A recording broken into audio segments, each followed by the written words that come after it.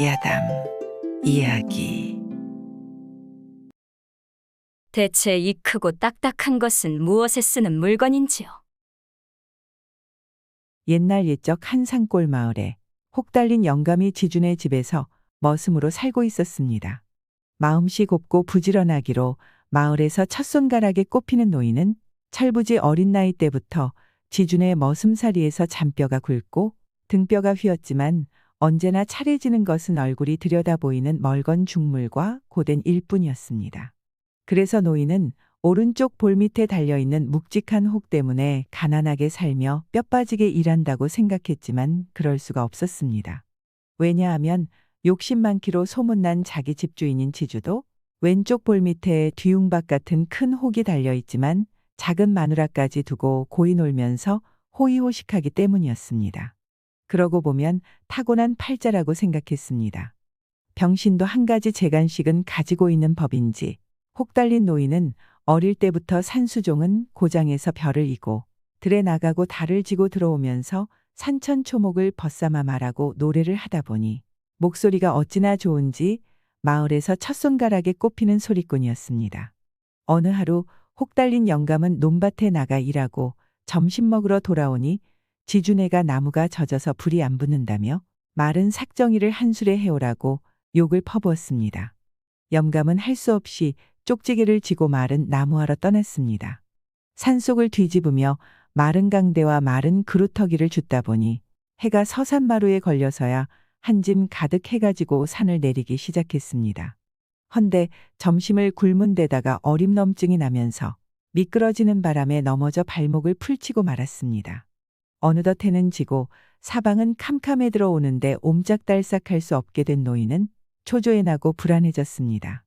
늦게 돌아가 주력에 몽둥이 찜질을 당하는 것쯤은 아무것도 아니고 잘못하다간 산속에서 짐승의 밥이 되겠다고 생각하니 온몸이 오싹해났습니다.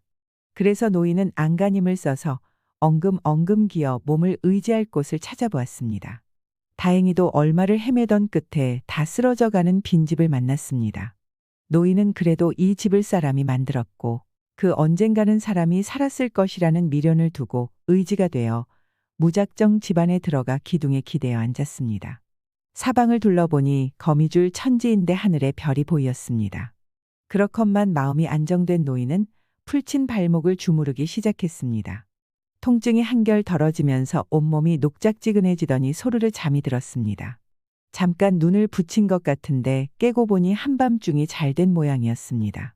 달빛이 방안을 환히 비추는지라 그 달을 쳐다보는 노인의 눈앞에는 오막살이 집에서 자기를 기다릴 노친네 생각이 났습니다. 그래서 저도 모르게 달아달아 밝은 달아 이태백이 놀던 달아 하고 타령을 하기 시작했습니다. 원래 목청 좋고 가락을 잘 넘기기로 소문난 영감인지라 부를수록 힘이 나고 부를수록 흥이 나서 목청껏 부르고 또 불렀습니다. 구성진 노래소리는 밤의 정적을 깨뜨리고 멀리로 퍼져갔습니다. 청아한 그 소리의 달 속에 옥토끼도 귀를 깨우뚱거리고 잠들었던 새들도 목을 빼들고 귀를 기울였습니다. 지그시 눈을 감고 타령을 부르던 영감은 갑자기 집안이 환해지며 왁작 떠드는 소리에 눈을 번쩍 뜨고 보니 꿈에서도 보지 못했던 괴상한 짐승들이 잘한다고 박수를 치며 우르르 모여들었습니다. 노인이 깜짝 놀라서 찬찬히 눈여겨보니 옛말에 듣던 괴상망측하게 생긴 도깨비들이 금방망이, 은방망이를 들고 있었습니다. 그 중에서 키가 9척이나 되어 그냥 허리를 구부리고 있던 괴수도깨비 같은 놈이 노인 앞에 공손히 인사하고는 생긴 것과 딴판으로 곱살하게 말했습니다. 노인님, 놀라지 마십시오. 우리는 노인님의 노래 소리를 듣고 들으러 왔으니 노래를 들려주십시오. 노인은 막무가내로 기둥을 붙잡고 일어선 채로 노래가락을 넘기었습니다. 그러자 도깨비들이 금방망이 은방망이로 벽이며 문짝을 마구 두드리며 장단을 치더니 흥이 나서 노인을 둘러싸고 좋다, 좋지 소리까지 지르며 너울너울 춤까지 추었습니다. 노인이 맥이 지나여 흔들거리는 혹을 받쳐들고 앉자 도깨비들이 모여들었습니다. 노인님, 그 노래 소리는 어디서 흘러나옵니까? 노인은 느닷없는 철부지 물음에 목에선 나오지 어디선 나오겠소. 하고 사실대로 대답했습니다. 아닙니다. 우릴 속이려고요. 대체 이 크고 딱딱한 것은 무엇에 쓰는 물건인지요? 노인님의 노래소리는 분명히 이 혹에서 나오는 거지요.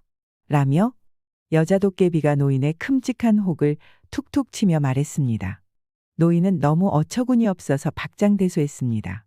하하하, 혹에서 노래가 나온다니 나는 처음 듣는 소리입니다. 너희님 다른 사람들도 다 목이 있지만 너희님처럼 노래를 부르지 못합니다. 그러니 아깝겠지만 그 노래 주머니를 우리에게 파십시오. 이 금방망이와 은방망이를 몽땅 드리겠습니다. 그 말에 토이는 깜짝 놀라며 혹을 붙잡고 목을 움츠렸습니다. 그걸 본 도깨비들은 더욱 끈덕지게 달라붙었습니다. 마음씨 비단 같고 어질기로 한량없는 정직한 노인은 사실대로 말했지만 도깨비들은 어쨌든 혹을 팔라고 못 견디게 졸랐습니다.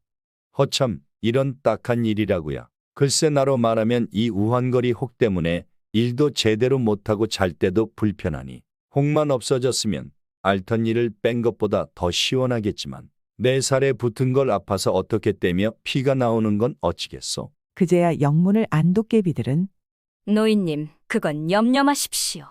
이 방망이는 못하는 일이 없답니다. 없는 것도 나오라면 안 나오는 것이 없는데 혹 하나 아프지 않게 못 되겠습니까? 자, 혹을 아프지 않게 피도 안 나고 자리도 없게끔 살짝 떼어라.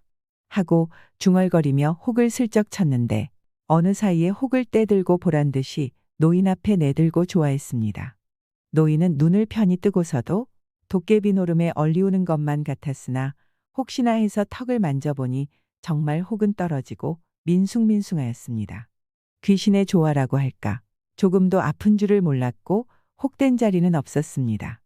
도깨비들은 감사하다고 인사하며 금방망이와 은방망이를 노인 앞에 놓았습니다.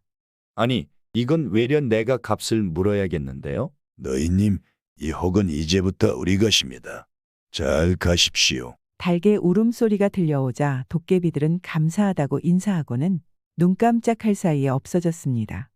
노인의 앞에는 광채나는 금방망이와 은방망이가 있었습니다.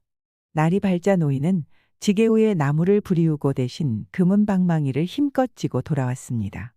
노인은 은방망이 하나를 팔아서 새집 짓고 밭을 사고 황소까지 샀으며 큰 부자로 되었습니다.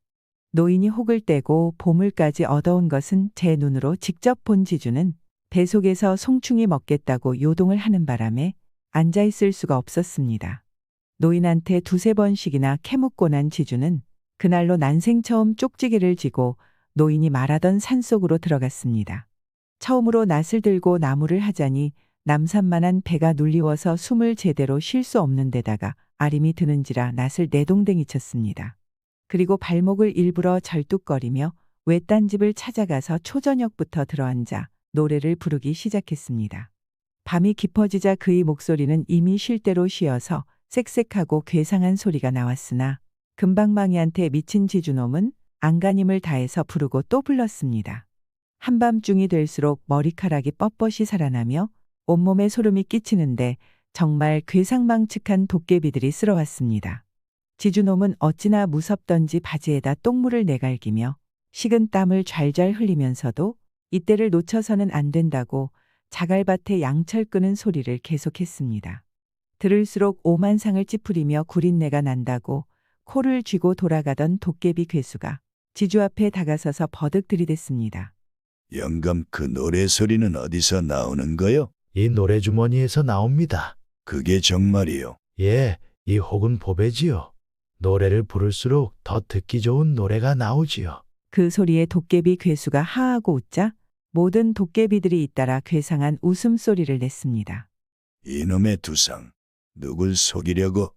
지난밤에 그 영감은 노래소리가 혹에서 나오는 것이 아니라 목에서 나온다고 하는 걸 우리가 우겨서 억지로 사가지고 가서 목에 붙이고 아무리 노래를 불러도 소리가 안 나오기에 그 노인의 말이 옳다는 걸 알고 있는데 두상은 새빨간 거짓말로 우릴 속이고 금방망이를 가져가려고 왔지. 얘들아, 이놈의 두상에게 상을 톡톡히 주어라. 괴수의 말이 떨어지자 숱한 도깨비들이 달려들어 지주놈을 붙잡고 전날 노인한테서 빼낸 혹을 지주놈의 오른쪽 볼밑에다 철썩 붙여놓았습니다. 그리고 나서는 히호호하하고 웃어대며 발로 차고 주먹으로 때리며 조롱하더니 아침이 되자 안개처럼 사라졌습니다. 그제서야 제 정신이 든 지주는 금방망이와 은방망이가 있는가 해서 사방을 두리번거리며 아무리 찾아보아야 아무것도 없었습니다. 맹랑하게 한숨을 내쉬다가 혹시 혹이 없어졌나 해서 만져보니 난데없는 큰 혹이 하나 더 붙어 있었습니다. 제기랄 혹대로 왔다가 하나 더 붙었군. 지주는 사람들의 눈이 무서워 하루 종일 산속에 숨어서 쿨쩍거리며 울다가 땅거미 질 무렵에야 줄임배를 끌어안고 간신히 집으로 돌아왔습니다. 그는 집안에 들어박혀 두문분출하고 외인을 대면하지 않았으나 낱말은 새가 들도 반말은 쥐가 듣는다고 며칠 못 가서 신보고약한 지주놈이 혹대러 갔다가 혹을 붙여왔다는 소문이 쫙 퍼졌습니다. 그때부터 매일 수많은 사람들이 혹대러 갔다가 혹을 붙여왔다면서 하고 놀려주며 구경하러 오는 바람에 지주놈은 평생을 집안에서 맴돌다가 혹 2개를 달고 지옥으로 갔다고 합니다. 구독과 좋아요, 알람 설정은 사랑입니다.